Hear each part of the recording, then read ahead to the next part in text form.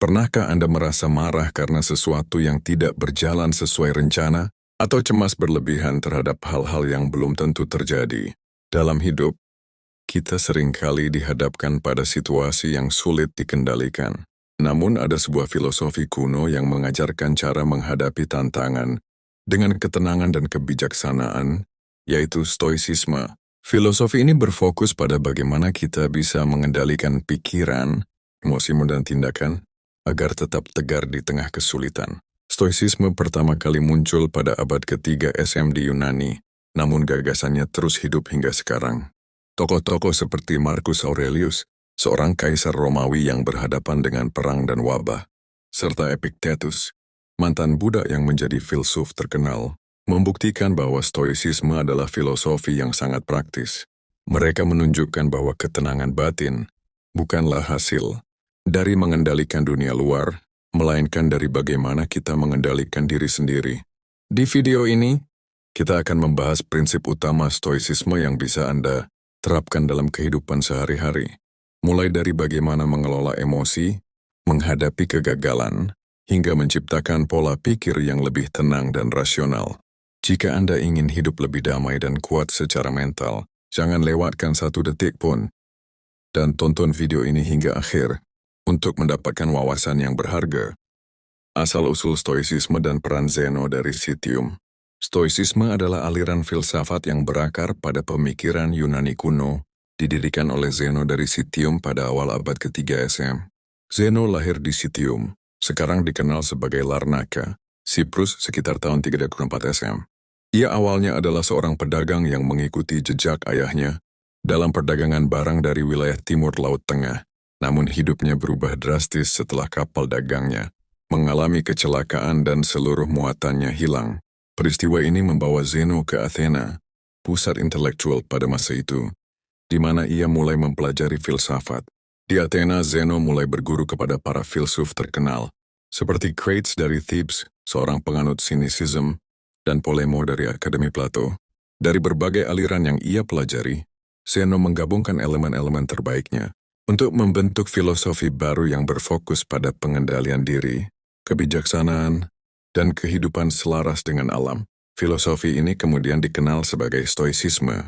Nama stoicisme berasal dari lokasi tempat Zeno mengajar, yaitu Stoa Poikile, sebuah beranda berpilar di Agora, pusat kota Athena. Stoa Poikile adalah tempat umum yang sering digunakan masyarakat untuk berdiskusi, sehingga ajaran Zeno dengan cepat menarik perhatian berbagai kalangan, mulai dari rakyat biasa hingga kaum bangsawan. Berbeda dengan filsafat lain yang cenderung eksklusif, stoicisme terbuka bagi siapa saja yang ingin belajar tentang cara hidup yang lebih baik.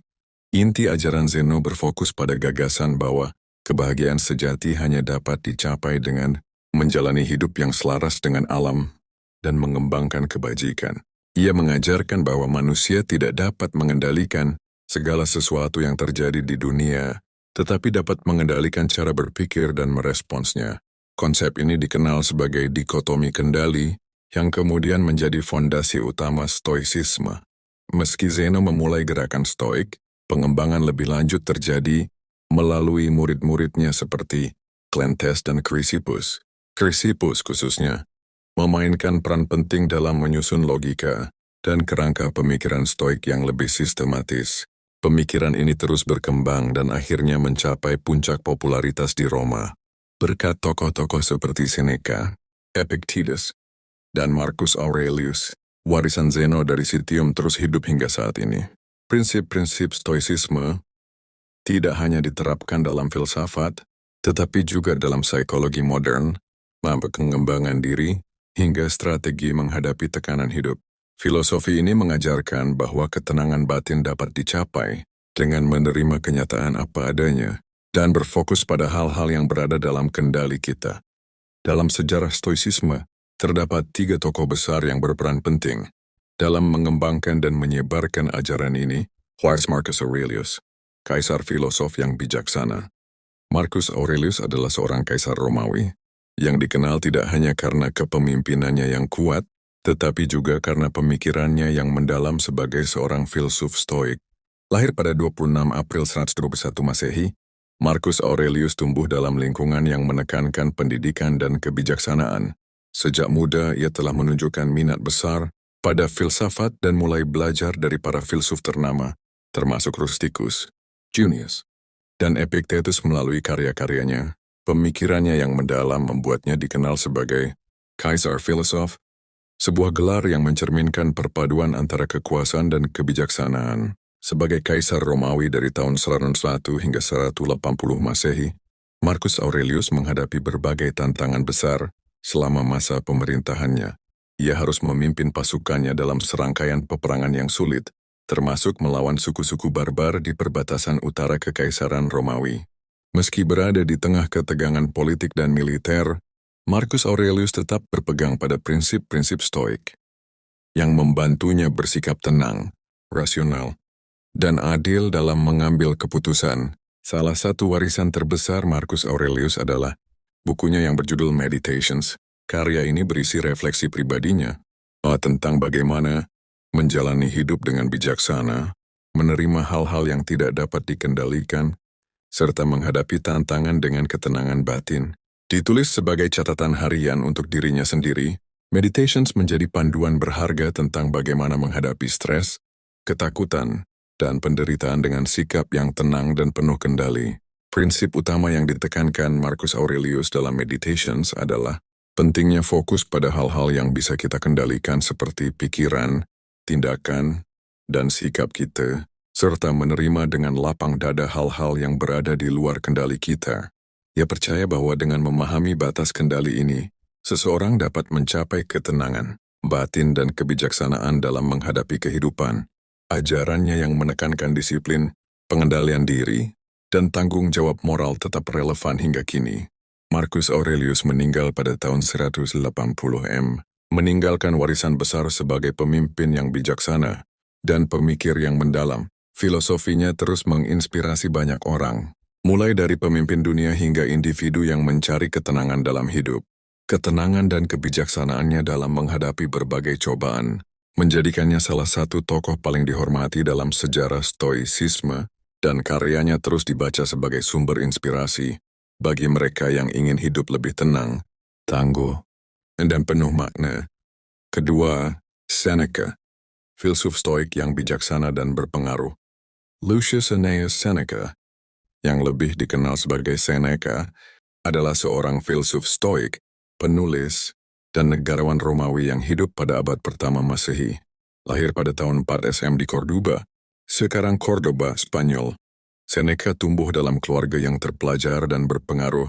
Ayahnya, Seneca tua, adalah seorang ahli retorika terkenal yang membentuk pemikiran kritis dan keterampilan menulis Seneca sejak kecil. Sejak usia muda, Seneca menunjukkan minat mendalam pada filsafat dan retorika, yang kemudian menjadi landasan ajarannya. Seneca dikenal tidak hanya karena pemikirannya yang mendalam, tetapi juga karena keterlibatannya dalam dunia politik.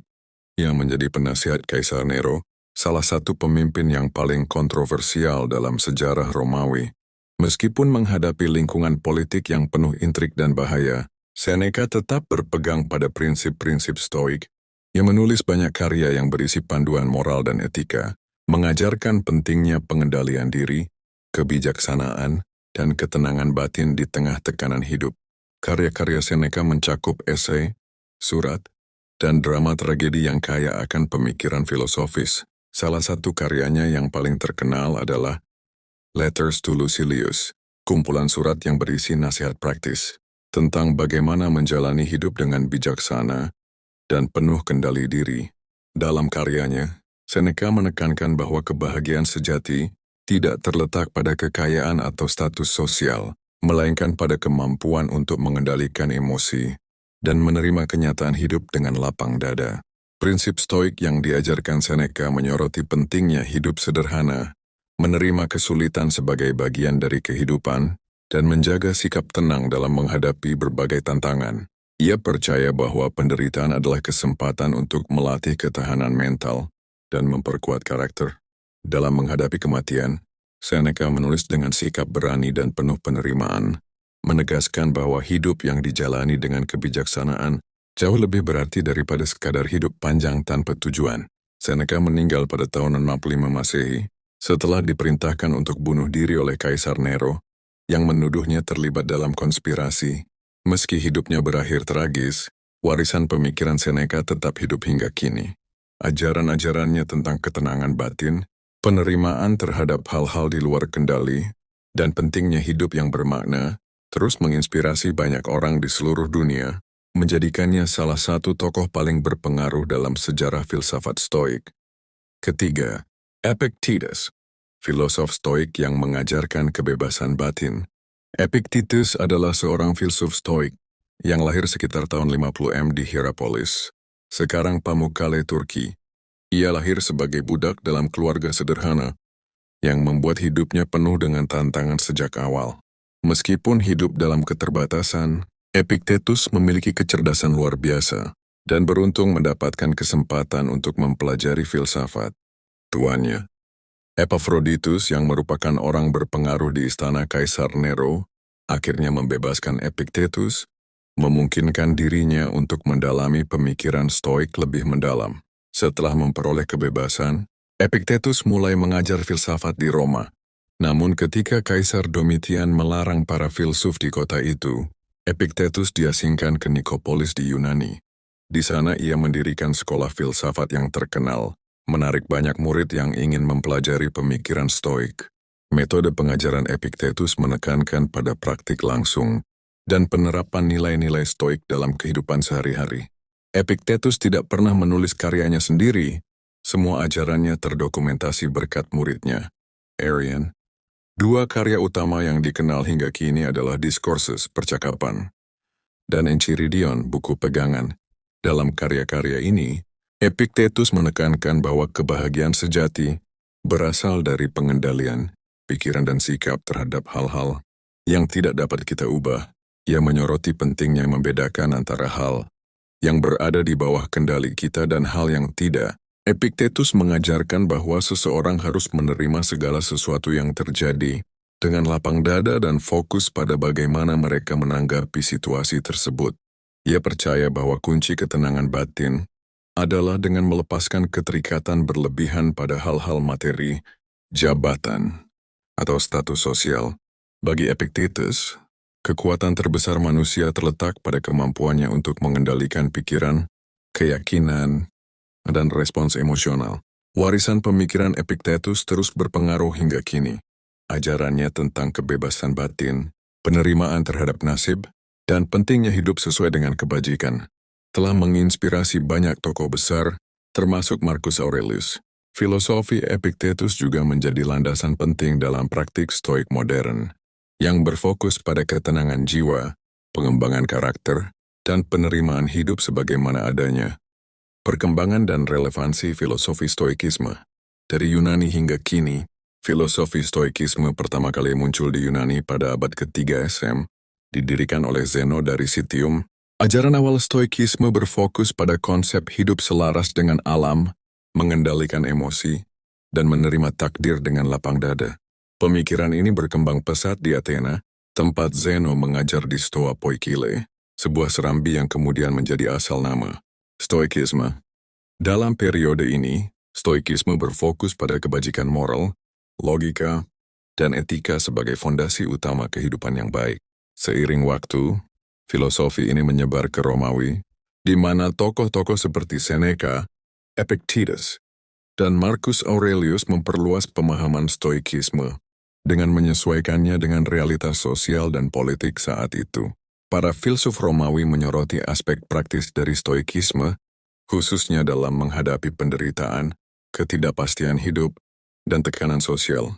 Marcus Aurelius melalui karyanya Meditations menunjukkan bagaimana nilai-nilai Stoik dapat diterapkan oleh pemimpin dalam menghadapi tantangan berat tanpa kehilangan kendali atas dirinya. Keunikan Stoikisme yang membuatnya bertahan adalah penekanannya pada pengendalian diri dan penerimaan terhadap hal-hal yang tidak dapat diubah. Konsep ini membuat Stoikisme tetap relevan di berbagai masa, termasuk di era modern. Banyak prinsip Stoik, seperti melatih kesadaran diri, mengendalikan emosi, dan berfokus pada tindakan yang dapat dikendalikan, sejalan dengan praktik psikologi modern seperti terapi kognitif perilaku. Dalam dunia yang serba cepat dan penuh tekanan saat ini, filosofi stoikisme semakin menarik perhatian karena memberikan panduan praktis untuk menghadapi kecemasan, stres, dan ketidakpastian. Prinsip stoik seperti memisahkan antara hal yang dapat dan tidak dapat dikendalikan, menerima kegagalan sebagai bagian dari hidup, dan berfokus pada kebajikan diri sangat relevan bagi individu yang ingin mengembangkan ketenangan dan ketahanan mental. Tak hanya individu, banyak pemimpin, atlet, dan pengusaha di era modern yang menerapkan prinsip stoikisme untuk meningkatkan fokus, disiplin, dan daya tahan mental. Buku-buku populer seperti The Obstacle is the Way, karya Ryan Holiday, membuktikan bagaimana ajaran stoikisme terus berkembang dan memberikan panduan praktis bagi orang-orang di berbagai bidang kehidupan. Filosofi ini membuktikan bahwa meskipun lahir ribuan tahun lalu, kebijaksanaan stoik masih memiliki dampak besar dalam membantu manusia hidup dengan tenang, penuh makna, dan tangguh menghadapi tantangan hidup. Prinsip utama stoicisme. 1. Dikotomi kendali. Dikotomi kendali adalah prinsip fundamental dalam stoicisme yang mengajarkan kita untuk membedakan antara hal-hal yang berada dalam kendali kita dan hal-hal yang tidak. Filosofi ini berfokus pada pengembangan kesadaran untuk mengarahkan energi hanya pada aspek yang bisa kita pengaruhi, seperti pikiran, tindakan, dan reaksi, sambil menerima dengan ikhlas hal-hal yang berada di luar kendali kita. Dalam kehidupan sehari-hari, banyak hal yang tidak bisa kita kendalikan, seperti cuaca, opini orang lain, atau kejadian tak terduga. Misalnya, jika Anda menghadapi kemacetan saat berangkat kerja, Anda tidak bisa mengubah kondisi lalu lintas, tetapi Anda bisa mengendalikan bagaimana Anda meresponsnya. Alih-alih marah atau frustrasi, Anda kira dapat memilih untuk mendengarkan musik, podcast, atau mempraktikkan pernapasan dalam untuk tetap tenang. Prinsip ini juga sangat relevan dalam hubungan sosial. Kita tidak dapat sepenuhnya mengendalikan bagaimana orang lain memperlakukan kita, tetapi kita bisa mengendalikan bagaimana kita merespons. Dengan berfokus pada reaksi yang bijak dan penuh kesadaran, kita dapat menghindari konflik yang tidak perlu dan menjaga ketenangan batin. Dikotomi kendali juga dapat diterapkan dalam mencapai tujuan. Saat berusaha meraih kesuksesan, Anda tidak bisa menjamin hasil akhir, tetapi Anda bisa mengontrol upaya, disiplin, dan dedikasi Anda. Misalnya dalam menghadapi ujian, Anda tidak bisa memastikan soal-soal yang muncul, tetapi Anda dapat mengontrol cara Anda belajar dan mempersiapkan diri sebaik mungkin. Dengan memahami dikotomi kendali, seseorang bisa hidup dengan lebih tenang dan bebas dari kecemasan berlebih.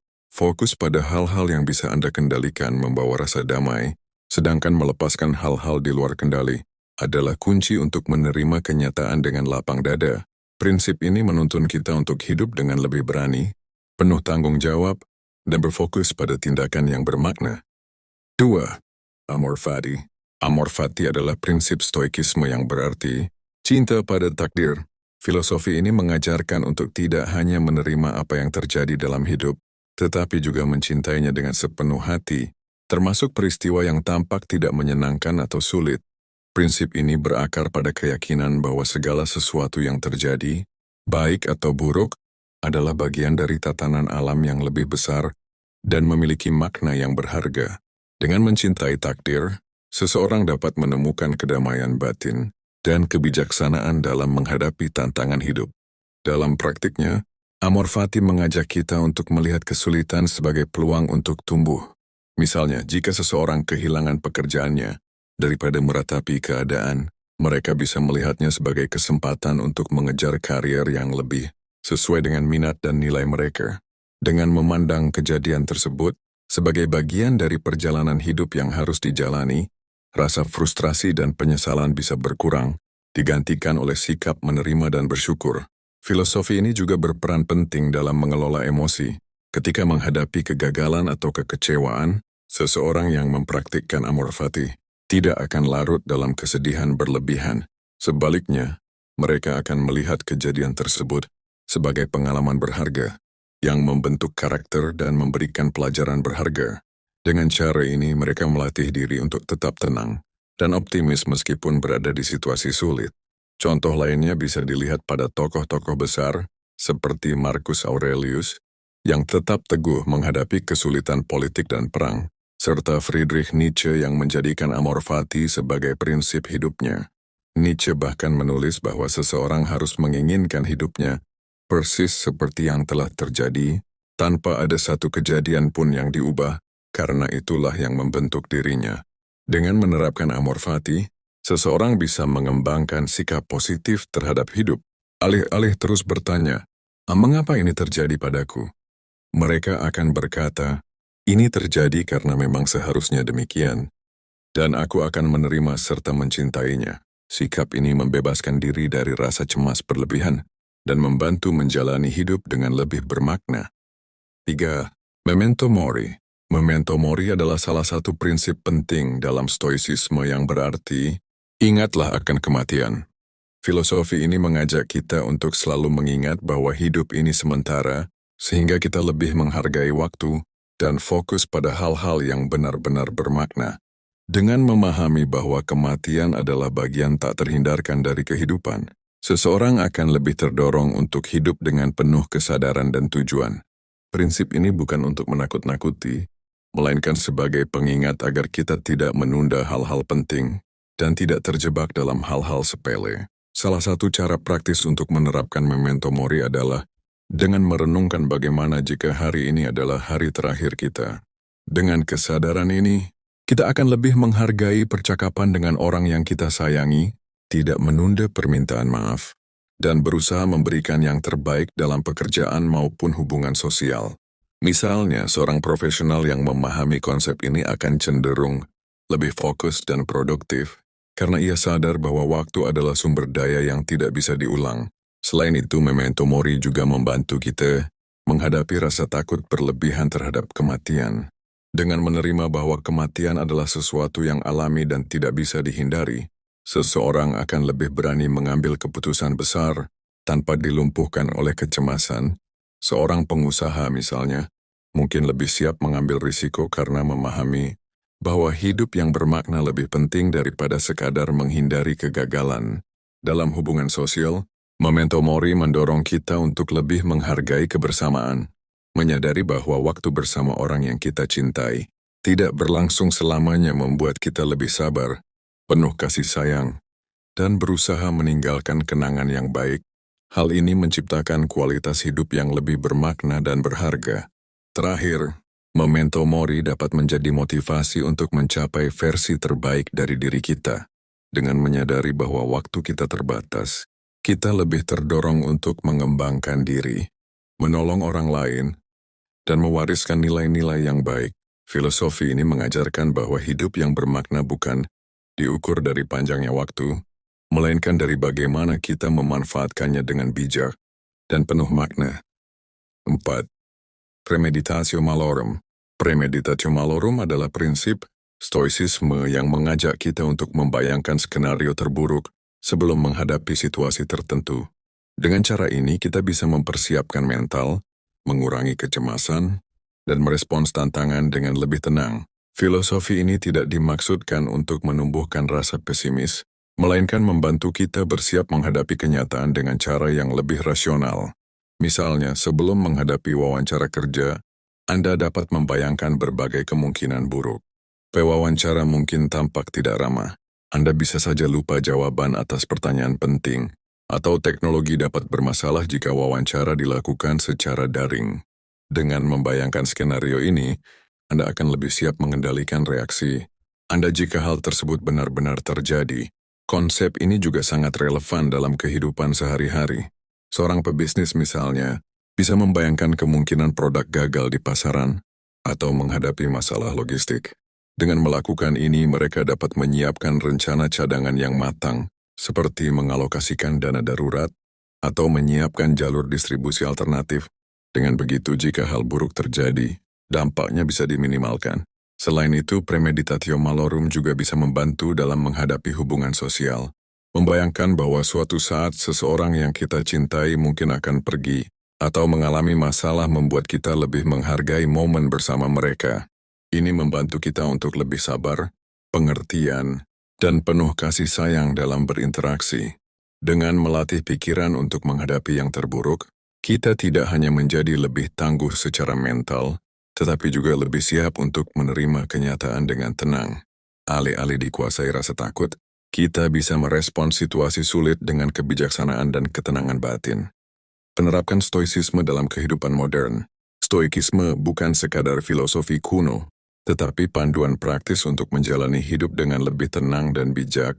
Dalam kehidupan modern yang penuh tekanan, dari pekerjaan yang menuntut hingga masalah pribadi, prinsip-prinsip stoik dapat membantu kita mengelola emosi, menghadapi tantangan dengan kepala dingin, dan tetap fokus pada hal-hal yang benar-benar dalam kendali kita. Lalu bagaimana cara menerapkan stoikisme dalam kehidupan sehari-hari? Mari kita bahas langkah-langkah konkret yang bisa langsung Anda praktikkan. Mengelola emosi dengan stoicisme. Seringkali, emosi kita dipengaruhi oleh hal-hal di luar kendali kita. Kemacetan lalu lintas, komentar negatif dari orang lain, atau rencana yang gagal bisa dengan mudah membuat kita frustrasi. Namun, stoicisme mengajarkan bahwa kita tidak harus menjadi budak emosi kita. Alih-alih bereaksi secara impulsif, kita bisa memilih untuk merespons dengan bijak. Salah satu prinsip utama dalam stoicisme adalah memahami apa yang ada dalam kendali kita dan melepaskan apa yang tidak. Bayangkan, Anda sedang dalam perjalanan menuju rapat penting, tetapi lalu lintas sangat padat. Anda mulai merasa stres, detak jantung meningkat, dan pikiran negatif muncul. Saya pasti akan terlambat. Namun, jika kita menerapkan prinsip stoik, kita bisa berhenti sejenak dan bertanya, apakah kemacetan ini dalam kendali saya? Jawabannya tentu tidak. Yang bisa kita kendalikan adalah bagaimana kita merespons situasi tersebut. Apakah kita akan marah dan membiarkan stres menguasai kita, atau memilih untuk tetap tenang dan memanfaatkan waktu untuk mendengarkan podcast yang bermanfaat. Mengendalikan emosi bukan berarti menekan atau mengabaikan perasaan kita, tetapi lebih kepada mengubah cara kita melihat suatu kejadian. Stoicisme mengajarkan bahwa peristiwa eksternal tidak memiliki kekuatan atas kita. Kitalah yang memberi makna terhadapnya. Jika kita melihat kemacetan sebagai sesuatu yang menyebalkan, kita akan marah. Tetapi jika kita melihatnya sebagai kesempatan untuk berlatih kesabaran, kita bisa tetap tenang. Perspektif yang kita pilih akan menentukan bagaimana perasaan dan reaksi kita. Selain itu, praktik kesadaran diri dapat membantu kita lebih mudah mengelola emosi. Setiap kali kita merasa tersulut oleh sesuatu, coba ambil napas dalam-dalam dan tanyakan, apakah reaksi ini bermanfaat? Jika marah atau frustrasi tidak akan mengubah keadaan, maka lebih baik kita melepaskannya. Seperti yang dikatakan Epictetus, bukan kejadian yang mengganggu kita, tetapi bagaimana kita menilainya. Dengan latihan yang konsisten, kita bisa melatih diri untuk tetap tenang bahkan dalam situasi sulit. Pada Sakar, emosi adalah bagian alami dari kehidupan manusia, tetapi bukan berarti kita harus diperbudak olehnya. Dengan menerapkan prinsip stoik, kita dapat belajar merespons dengan bijak daripada bereaksi secara impulsif. Hidup menjadi lebih damai ketika kita hanya berfokus pada hal-hal yang benar-benar bisa kita kendalikan. Jadi mulai sekarang, ketika Anda menghadapi situasi yang memicu emosi negatif, tanyakan pada diri sendiri, apakah ini dalam kendali saya? Jika tidak, lepaskan dan lanjutkan hidup dengan tenang. Menghadapi kegagalan dengan stoicisme. Gagalan adalah sesuatu yang hampir semua orang takuti, tetapi dalam stoicisme, kegagalan bukanlah akhir, melainkan bagian dari proses belajar. Banyak orang merasa hancur setelah mengalami kegagalan, baik dalam karier, hubungan, atau proyek pribadi. Namun, stoicisme mengajarkan bahwa kegagalan bukanlah sesuatu yang perlu ditakuti, melainkan diterima sebagai pengalaman berharga. Kita tidak bisa mengendalikan hasil akhir, tetapi kita bisa mengendalikan bagaimana kita meresponsnya. Bayangkan Anda baru saja mengikuti wawancara kerja untuk posisi impian Anda, tetapi kemudian menerima email penolakan. Reaksi pertama yang muncul mungkin adalah kekecewaan, frustasi, atau bahkan merasa tidak cukup baik. Namun seorang stoik akan melihat situasi ini secara berbeda. Alih-alih terjebak dalam kesedihan, mereka akan bertanya, apa yang bisa saya pelajari dari pengalaman ini? Dengan pola pikir seperti ini, kegagalan berubah menjadi peluang untuk berkembang. Stoicisme mengajarkan bahwa kita seharusnya fokus pada usaha, bukan hasil. Jika Anda telah mempersiapkan diri dengan baik, menjawab pertanyaan dengan percaya diri, dan menunjukkan keterampilan terbaik Anda dalam wawancara, maka Anda telah melakukan bagian Anda. Keputusan akhir perusahaan bukan dalam kendali Anda. Yang bisa Anda lakukan hanyalah meningkatkan keterampilan, memperbaiki kekurangan, dan mencoba lagi di kesempatan berikutnya. Prinsip stoik lainnya yang relevan dalam menghadapi kegagalan adalah amor fati, yang berarti mencintai takdir.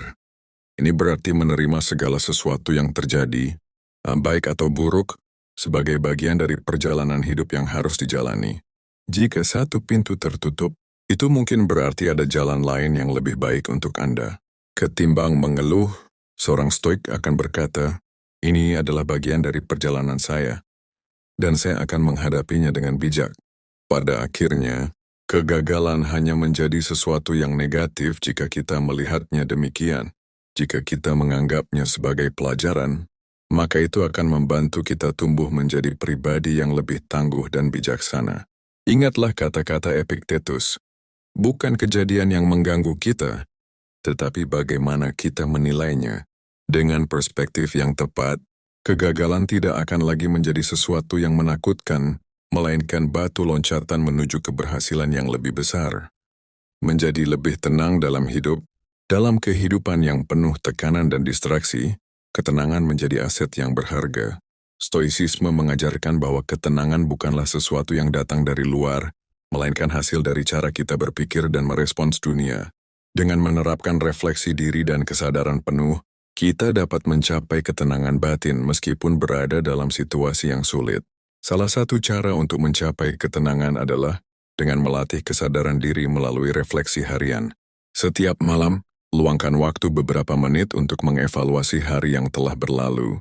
Tanyakan pada diri sendiri, apa yang saya lakukan dengan baik? Apa yang bisa saya perbaiki?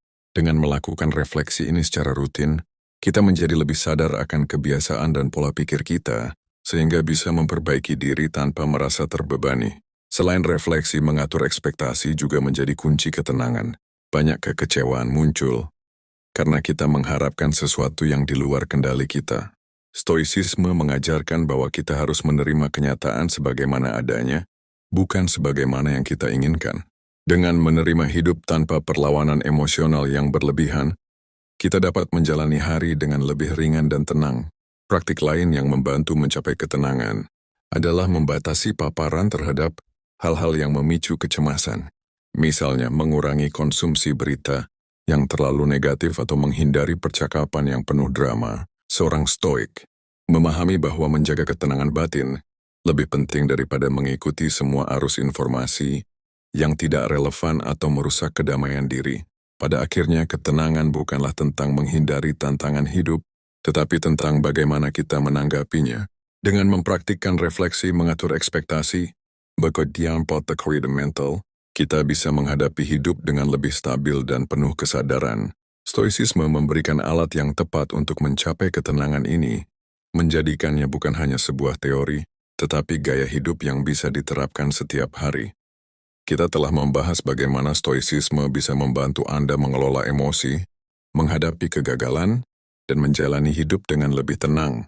Filosofi ini bukan hanya teori, tetapi alat praktis untuk menghadapi tantangan sehari-hari dengan bijaksana. Jadi mengapa tidak mulai menerapkannya sekarang? Pilih satu prinsip stoik yang paling relevan dengan hidup Anda, dan coba jalankan hari ini. Jika Anda ingin belajar lebih banyak tentang filosofi hidup yang bisa membawa ketenangan dan kebijaksanaan, pastikan untuk like video ini, subscribe ke channel ini, dan aktifkan lonceng notifikasi agar tidak ketinggalan konten menarik lainnya. Sampai jumpa di video berikutnya, dan ingat, kendalikan apa yang bisa Anda kendalikan.